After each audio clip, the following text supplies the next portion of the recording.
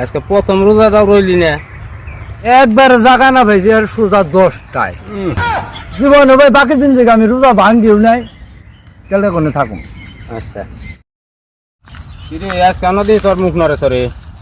কইছি যে থাকুম রোজা, এক ব্যক্তি ভাই দুধ চাইছি, মানে রাত্রে বাছুর শুইটা যে বলে দুধ খেয়ে হেল দিছে, পরে দুধ দিয়ে নেয়। ওখান কি দুধ ছাড়া কোনদিন রোজা থাকান যায়? ওই খালি হচ্ছে লাফিয়া মাছের তরকারি খেয়ে কি রোজা থাকান যায়?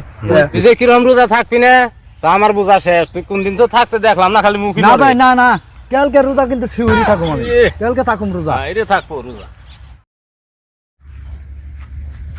ইরে আজকে না দেখি বিরিয়াতে তুই খেলাইছি অন্ধনে আমলাইলে কাম হবো না। অন ভাই ফিরে তো রইলামই না, আর ভাঙ্গা চূড়া রোজা কি থাকুম।